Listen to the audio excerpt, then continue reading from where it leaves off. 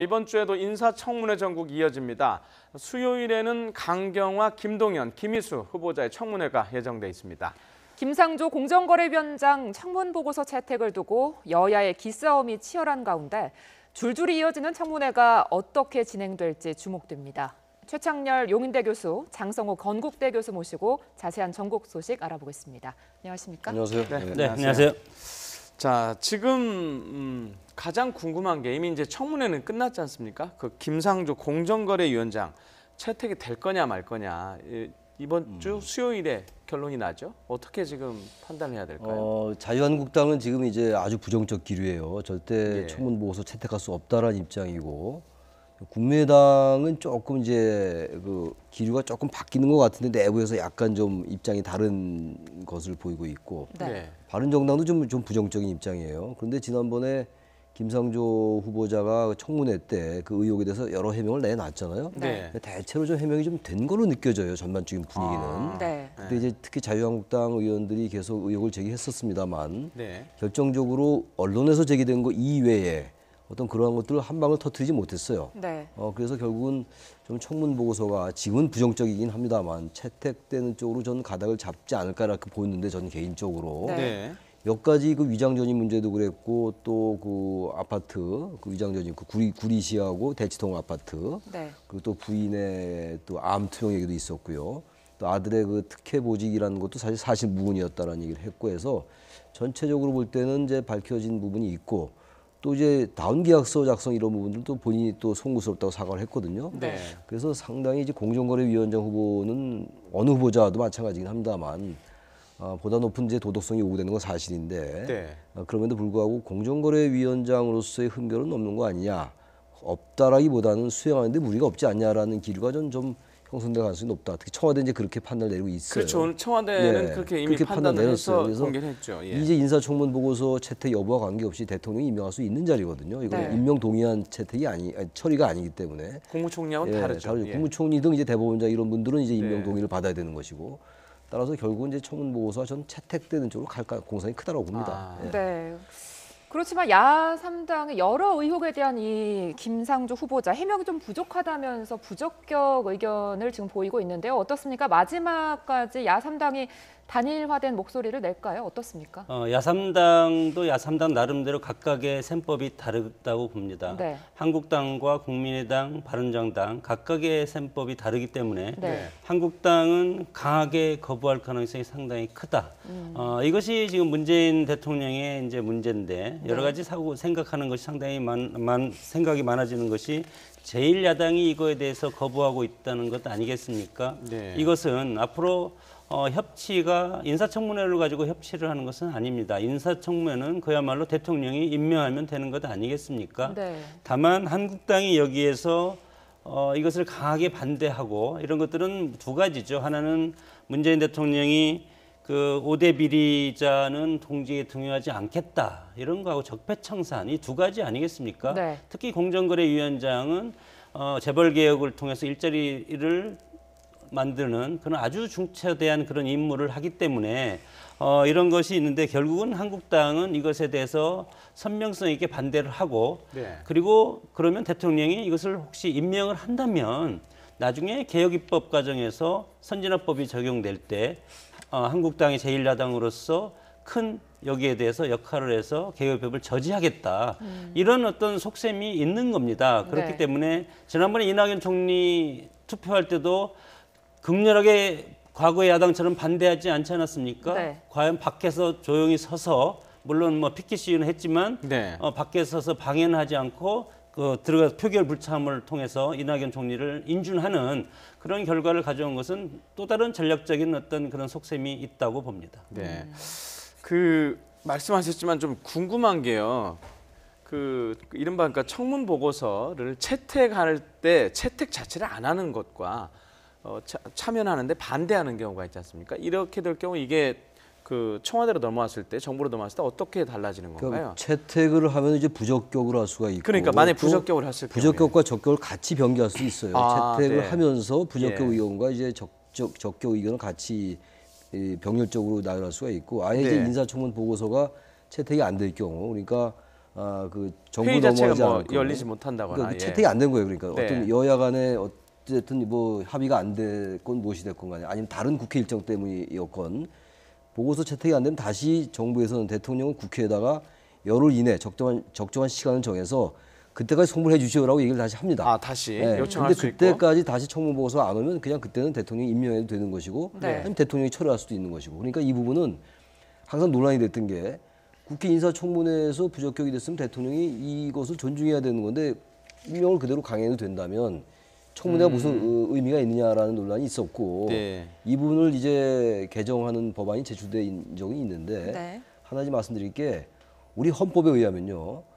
대통령이 고위공직자의 임명권을 가지고 있어요. 따라서 네. 이 부분은 헌법적인 논란이 될 수가 있는 부분이거든요. 네. 국회에서 이제 대법원장이나 국무총리 이런 후보자들의 경우는 다른 거기 때문에 네. 국회법으로 그렇게 고칠 수가 없다는 겁니다. 그러니까 전혀 법적 하자는 없다라는 거죠. 그러니까 네. 정리를 하면 부적격으로 대통령한테 넘겨도 대통령이 그냥 임명할 수 있는 있고. 거고 네. 안 넘어와도 다시 한번 요청한 다음에 요청한 다음에 그때도 안 임명할 수 있고. 넘으면 또 임명을 할 수 그렇습니다. 예. 있다는 거죠. 예.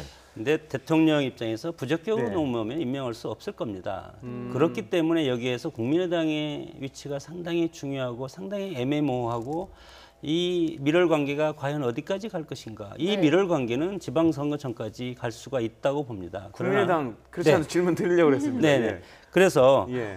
지방선거가 막상 이제 시작이 되면 예. 호남을 놓고 치열하게 뭐 목숨을 건 투쟁을 서로 양당이 해야 될 가능성이 상당히 크기 때문에 그렇죠. 네. 그때 가면은 밀월 관계가 완전히 깨져서 적대적인 관계로 돌아설 가능성이 상당히 크기 때문에 네. 이 인사청문회 이 과정 그리고 올 연말까지 민주당과 국민의당이 협치의 모습을 보일 수 있지만 올 연말이 지나서 내년으로 들어가면 본격적인 지방선거 경쟁이 치열하게 전개될 수밖에 없지 않겠습니까? 네. 이런 상황에서는 호남을 놓고 서로 양보할 수 없는 싸움을 해야 되는 국민의당과 민주당 이런 모습을 봤을 때는 앞으로 두 당도 올 연말이 넘어가면 협치의 모습은 상당히 보이지 않지 않을까 이런 상황에서 네. 그렇게 되면 또 어떻게 될 것인가 그러면 소수당인 민주당 120석인 민주당이 앞으로 어떻게 이 국정을 이끌어갈 것인가 이것이 저는 상당히 걱정이 되는 것이 지금은 대통령께서 인사청문회이기 때문에 부적격자라고 하더라도 임명을 할 수 있지만 네. 일단 임명을 하면 자신의 우군을 다 잊어버립니다. 일단은 이낙연 총리 표결 관결해서 한국당과의 협치는 깨졌지 않았습니까? 네. 한국당은 앞으로 모든 거에 대해서 거부하고 반대하고 표결 불참하고 네. 이런 가능성이 상당히 크고 네. 그렇다면 국민의당도 마찬가지로 잘 가다가 선거를 앞두고 지방선거를 앞두고 또 깨질 가능성이 상당히 많습니다. 경쟁을 해야 되기 때문에 이런 상황에서 봤을 때 이런 협치의 구도를 끝까지 가기 위해서는 국회에서 개혁입법이 뒷받침돼야 되지 않겠습니까?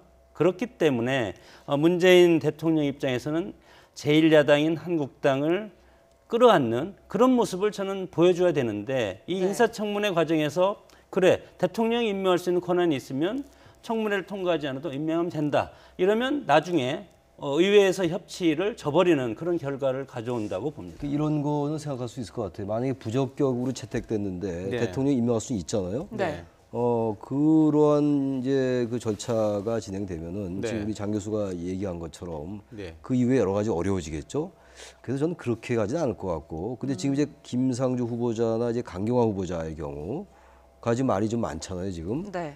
근데 이 부분은 사실 문재인 대통령으로서는 상당히 상징적인 의미가 있는 인사들이에요, 지금. 공정거래위원장 후보도 그렇고 강경화 후보자도 여성인데다가 비외교 공무원 출신이란 말이죠. 네. 네. 이 부분을 놓칠 수가 없는 거예요.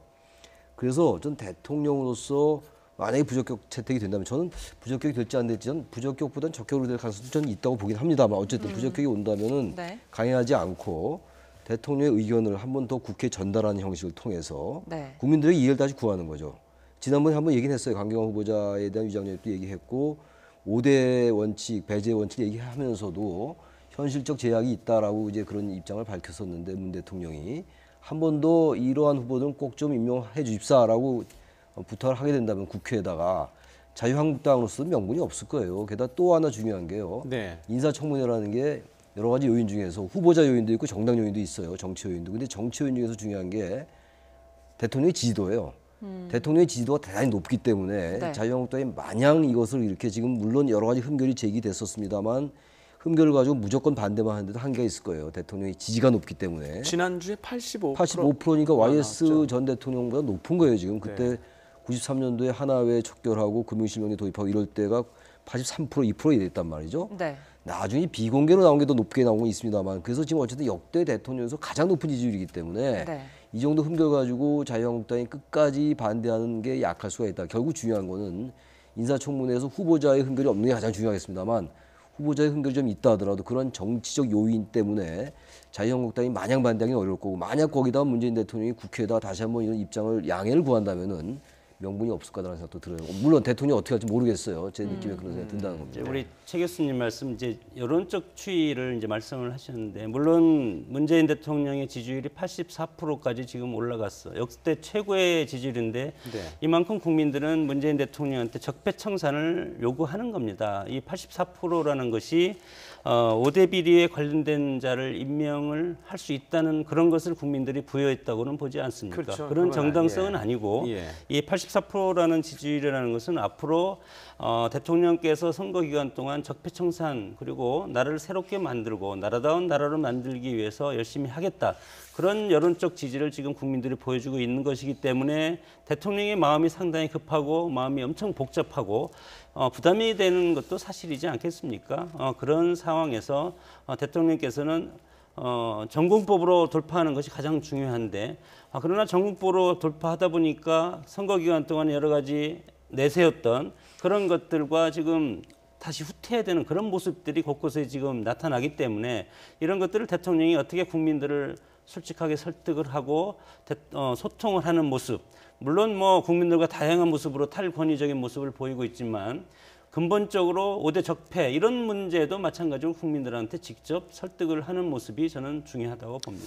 그 자연스럽게 이번 주 수요일 그 중요한 세 분의 인사청문 과정으로 좀 잠깐 넘어가겠는데요. 아까 말씀하셨는데 강경화 후보자 여성 외교장관 후보자 지금 뭐 그 뭐랄까요 그 이른바 의혹들이 네. 어떻게 정리됐는지 조금 좀 설명을 좀 해주시랍니까 구체적으로? 강경화 후보자의 경우가 뭐가 많이 나오는 것 같아요. 지금 자녀 위장 조직 그렇죠. 문제도 있고 또 이중 국적 문제. 이중 국적 문제는 일단 뭐 이제 한국으로 하겠다라고 약속을 했으니까. 저희가 네. 크게 정리한 게 저렇네요. 나오고 있네요. 예, 자녀 위장 전입 자녀들 있었고요. 증여세를 이번에 늦게 냈잖아요. 예. 그 부분도 얘기가 되고 있고 또 이제 장녀가 유엔에 있던 직원과 같이 회사를 했다라는 거 이런 것들이 계속 의혹이 주류 나오고 있어요. 수입회사. 주류 예, 회사가. 예.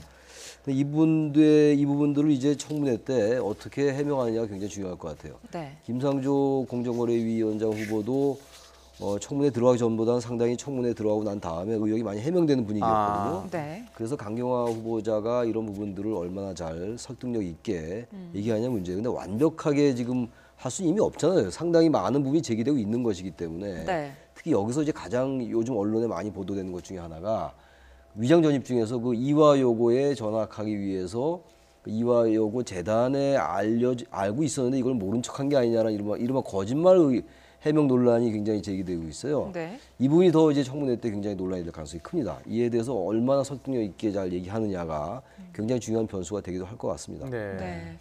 말씀하셨다시피 위장 전입 문제가 가장 뜨거운 사안 같은데요. 이곳이 위장 전입을 위해 전용으로 뭐 된 아파트, 제공된 아파트다 이런 의혹도 제기됐던데요. 그건 뭐지 의혹인데요. 네. 이화학원 아파트에 이제 강경화 후보자 외에도 네. 많은 사람들이 여러 건의 많은 사람이라기보다는 여러 건의 위장 전입의 의심 사례가 있다라고 이제 국민의당 이태규 의원이 얘기를 했어요. 이 부분은. 네. 그래서 1995년부터 2010년까지 7건의 위장 전입을 의심할 만한 일이 있다. 강경화 후보자 이외에. 네. 따라서 이 부분이 어떤 그 이화 요거에 전입하기 위한 여기 쭉 나오고 있잖아요. 네. 이러한 어떤 그 아주 상습화된 거 아니냐 말하자면 이게 반복적으로 이루어진 거 아니냐 이 부분을 이제 국민의당 이태규 의원이 제기를 했거든요. 네. 여기 대해서 이제 해명을 해야 되겠죠 강경화 후보자가. 어쨌든 강경화 후보자가 이 부분을 이미 해명했는데 남편이 모르고 해명한 거다라는 식으로 얘기했는데 이게 더 이제 의혹을 더 난 면도 좀 있어요. 더 부추긴 면이.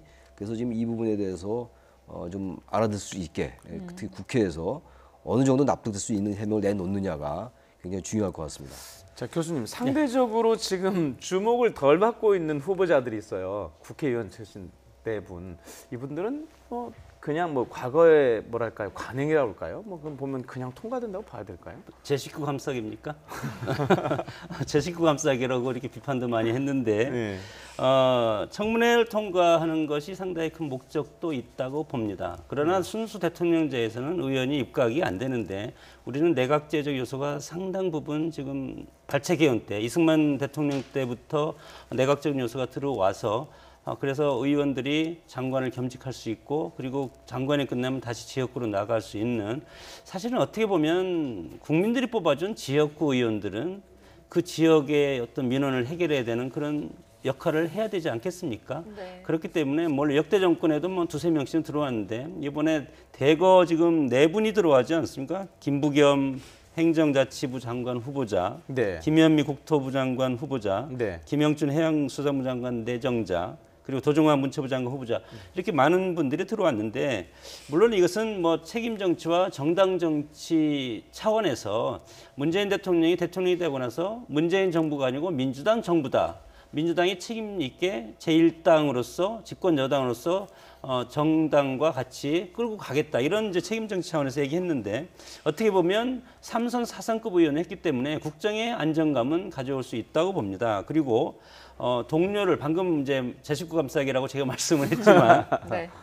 동료 예우에 대한 암묵적 관행이 있습니다. 그래서 물론 잘못이 있으면 그것을 강하게 질타를 하겠지만 네. 그래도 결국은 이렇게 통과시켜주는 그래서 지금까지 성공률이 100% 아니겠습니까? 네. 그래서 이번에 네 분을 이렇게 이제 하는 것들이 내각의 친정 체제를 구축하는 대통령의 의지가 강하다 이런 것도 있지만 역시 민주당이 소수당이다 보니까 야권의 공세가 상당히 강하기 때문에 정치를 아는 의원들을 장관으로 입각을 시키면 청문회 일단은 급하게 구성한 내각 구성에 있어서 청문회를 쉽게 통과할 수 있지 않을까 이런 어떤 것들이 가장 우선적인 고려 사항이 아니었나 그렇게 판단이 됩니다. 자 교수님 저 사드로 넘어가기 전에 청문회 관련해서 제가 마지막 질문 하나 드려볼게요. 저도 약간 그런 생각 갖고 주변에서 이런 얘기하시는 분들이 많더라고요. 청문회에서 이제 크게 검증을 하는 게 업무 능력과 도덕성 부분 아닙니까? 근데 이 지금 흐르는 청문회가 물론 업무 능력을 보긴 보겠지만 도덕성이 상대적으로 지나치게 너무 부각이 돼서 진행이 된다 이런 의견들이 좀 있거든요. 이게 어떻게 보십니까? 그 부분은 뭐 항상 얘기가 되는 부분이거든요. 네.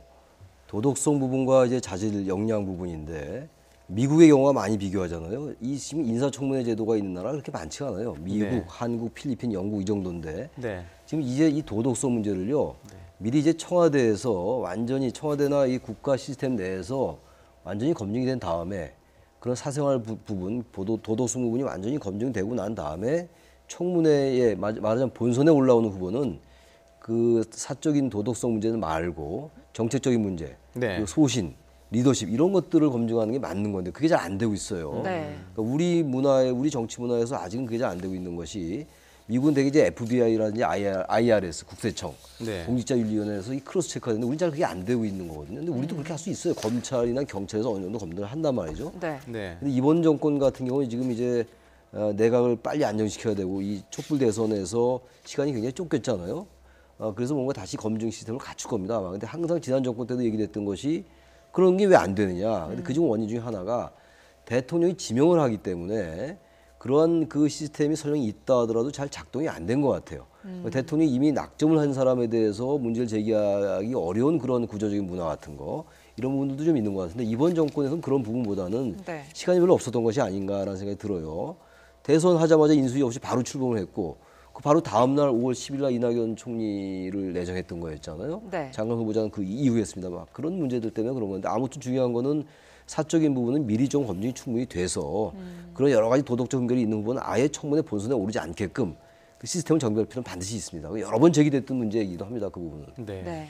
이번에는 사드 보고 누락 파문 이 이야기 조금 해보죠. 청와대가 한 발 물러선 걸까요? 이번에 조사를 일단 국방부 보고 누락에만 초점을 맞추고 또 조사 결과 발표도 신임 국방부 장관 임명된 후에 하겠다 이렇게 말했는데요. 네. 어떻습니까? 청와대가 뭐 역풍 차단에 나섰다고 봐도 될까요? 일단은 사건이 너무 커졌습니다. 네. 이것을 감당할 수 없을 만큼 커졌기 때문에 네. 지금 정권에서도 이것에 대해서 빨리 발표를 하고는 싶지만 네. 그러나 발표를 하면 그 후폭풍이 너무 크기 때문에 지금 한미 정상회담을 앞두고 있지 않습니까? 네. 그렇기 때문에 문재인 대통령 그리고 문재인 정부 입장에서는 상당히 딜레마에 빠진 이런 경우입니다. 물론 애초에 이것의 보건 누락에 대해서 책임을 묻고자 네. 그리고 군기도 잡고 군의 개혁도 하고 내부적으로 하고 싶었는데 결국 이미 사드 문제는 국내 문제가 아니고 국제 문제로 이미 이것이 전이된 상태이기 때문에 네. 중국과 미국이 여기에 대해서 예민하게 반응하고 있지 않습니까? 그래서 미국 입장에서는 이것이 투명하게 전개되었다. 어제 국방부 장관이 그렇게 미국의 국방장관이 그렇게 얘기를 한 것은 뭐냐면 지난 정권에 이미 무기 배치에 대해서 합의를 해서 이미 우리는 사드 배치를 1개 포대를 전개시켰다. 네. 1개 포대라는 것은 6개 포대가 거기에 있고 48발의 미사일이 이미 거기에 들어와 있다는 겁니다. 일개 포대는 6개 발사대. 예, 6개 발사대가 네. 있고 그리고 요격 미사일이 48발이 네. 여기에서 이제 같이 왔는데 네. 이미 전개가 끝났다는 것인데 이거에 대해서 그러면 사기 4대가 지금 보고를 안 했다는 건 아닙니까? 그러나 네. 또 국방부 입장에서는 보고를 했다. 보고는 했는데 문서로서 명쾌하게 이거에 대해 숫자를 기록하지 않을 뿐이다. 이런 식으로 지금 진실 공방을 하는데 이 와중에 미국과 중국이 지금 여기에 개입해서 중국도 마찬가지로 문재인 정권은 사드 배치를 철회해야 될 것이다. 이렇게 또 압력을 넣고 있기 때문에 네. 여기에서 지금 우리 정부 입장에서는 이것이 더 이상 확대되면 미국과 중국이 여기에 개입돼서 정부로서 상당히 난처한 이런 분위기가 감지되기 때문에 이것은 신임 국방부 장관이 임명되고 나서 한다는 것은 약간의 지금 이제 냉각기를 가진 다음에 이거에 대해서 처리 방향을 정하리라고 저는 판단이 됩니다. 그런데 교수님 이게 네. 정치권에서 물론 시작이 됐지만 이번 논란이 이른바 군 사조직 논란으로 지금 번지고 있어요. 네. 그 혹시 저는 뭐 좀 생소한데 일반인들도 좀 생소할 것 같은데 알자회, 독사회? 네. 이게 혹시 뭐 어떤 건지 알고 계십니까? 그러니까 이제 보고 누락을 했다는 것은 문재인 정권이 출범할 때 지난 김관진 안보실장 그 라인에 있던 분들이 이제 독사회인데 이분들이 새로운 정권이 바뀌면 새로운 예. 대통령한테 군 최고 통수권자로서 충성을 안 했다는 그런 판단으로 해서 과거의 하나의 척결처럼 하나의 척결을 할 때는 알짜기까지 이미 다 척결이 됐습니다. 그래서 하나회라는 것은 육사 11기부터 33기까지 네. 1기에 한 10명 정도씩 졸업 후에 그래서 하나회라는 것을 만들어서 그때 당시에 최고 대표가 전두환 씨 아니었습니까? 네. 그래서 198명이 하나회가 있었고 그리고 하나회를 뒤에서 34기부터 43기까지입니다. 사실은 저도 43기, 육사 43기로 다니다가 중간에 저도 육사를 잘 아시겠네요. 예, 예. 그래서 예. 우리 이제 동기생들까지 이제 알짜회라고 옛날에 발표를 했는데 네. 이 알짜회 소속들도 우리 뭐 동기들도 있습니다. 있는데 이미 하나회 척결할 때 이분들 이 사람들도 다 처벌을 받고 그 후에 정상적인 군대 생활, 군 생활을 하면서 자신의 어떤 역량으로 지금까지 뭐 사단장도 하고 투스타 뭐 이렇게 사단장도 하고 있는데 이런 것들까지 지금 의혹을 이 보고 누락에서 그러면 김관진 라인이 이 뭐 알짜회라든가 독사회라는 것은 그겁니다. 독일의 육군사관학교에 우리 육군사관학교에서 1년에 한 명씩 파견을 보냅니다. 그리고 독일에서 사관학교도 우리한테 파견을 보내고 그래서 교환학생처럼 해서 거기서 4년 동안 군사교육을 받고 나중에 와서 1학년 때 가서 4년 동안 독일에서 육군사관학교에서 생활하고 다시 와서 같은 기수로 여기에서 졸업할 때 같이 하는 그래서 1년에 한 명씩이기 때문에 지난번에 우리 김태형 사령관도 독일 육사 출신 아니겠습니까? 네. 그래서 독일 육사 출신이 김관진 실장도 있고 상당히 많은데 이분들이 조직적으로 지금 군내 과거의 하나회처럼 사조직을 조직해서 지금 하고 있기 때문에 지금 이제 새로운 정부가 들어섰기 때문에 이런 사조직을 척결해야 된다는 그런 취지인데 과연 이 사드 문제와 그거와 연관이 될지 이런 사조직을 척결하는 것은 대통령, 군 통수권자 차원에서 충분히 인적 쇄신을 할 수가 있습니다. 어떤 사안이 있으면 그렇기 때문에 이것이 이제 뭐 홍익표 의원이 이거에 대해서 지금 정식으로 이렇게 했는데 그러면 구체적으로 이분들이 군내 사조직에서 어떤 활동을 하는 것을 입증을 해야 됩니다. 군인이라는 것은 정말 사조직이 있으면 안 되는 것이죠. 네. 대통령의 어떤 통수권자 밑에서 명령에 살고 명령에 죽는 그런 역할을 해야 되기 때문에 군에서 사조직은 저는 상당히 그것은 있어서는 안 된다고 봅니다. 그럼에도 불구하고 지금 이런 문제가 나온 것은 이거에 대해서 정말로 그런 팩트가 있었는지 그것은 군 그리고 대통령을 중심으로 해서 이거에 대해서 팩트 체크를 해야 된다고 봅니다. 저 교수님 말씀 중에 제가 이름 명칭 좀 정리해야 될 것 같아서 그 저희 자막에는 알자회라고 나왔는데 예, 예. 지금 교수님 말씀에 알자회라는 거냐? 서로 알자는 그러니까 의미인지 이제 두 두 알자들끼리만 가지가 모였다는 다 있는 것 건지. 같아요. 중의적 표현인 것 같아요. 아. 그러니까 알고 지내자에서 알자회인데 네. 알자회라고 발음할 수 있잖아요. 일단 그래서 네. 좀 알짜배기 보직을 차지했다라고 해서 좀 그렇게 표현할 수도 있고 그래서 알자회인지 전 모르겠어요. 알자회라고 그 사람들이 부르는지 알자회라고 부르는지 모르겠는데 네. 지금 우리 장 교수가 알자회라고 그랬잖아요. 그럼 알자회가 맞는 거죠. 뭐 지금 43기였다고 그러니까. 예. 근데 아무튼 알고 지내자라는 의미를 였겠죠. 그걸 어떻게 알짜배기 보직이라고 해서 알자회라고 했겠어요. 근데 그것이 그 내부에서 중의적으로 사용되는 것이 아닌가 이런 생각이 들어요. 아니 알자회가 맞는데 아. 제가 강하게 발음을 아. 하다 보니까 서로 알고 지내자는 알자회는 근데 아니겠죠. 그것을 비판하는 입장에서는 알자회라고 알자라고 그럽니다. 알자들만 얘기하겠죠. 모인다 네. 그러고 하나회도 마찬가지로 네. 태양도 하나요, 우리도 하나다 해서 하나회라고 애초에 장명을 했습니다. 네. 자, 저희가 지금 마지막 질문을 좀 하나 하고 넘어가야 되겠는데요. 그렇게 시간 많지 않은데 오늘 뭐 홍준표 그 전 경남도지사 얘기를 안 할 수가 없어요. 들어왔어요. 지금 이제 전당대회 앞두고 있어요. 이게 어떤 앞으로 영향이 좀 있을 것 그래서 같습니까? 지금 이제 23일 만인가요? 귀국을 했잖아요. 네. 근데 뭐 7월 3일 전당대회 출마하겠다라는 거고 자유한국당 내에서는 지금 출마를 밝히는 의원이 아마 지금 원유철 의원 정도인 것 같아요. 페이스북에 그런 글을 올렸다고 하는데 네. 네. 지금 아무튼 대선에 패배하고 난 다음에 얼마 안 됐잖아요. 그리고 그렇죠.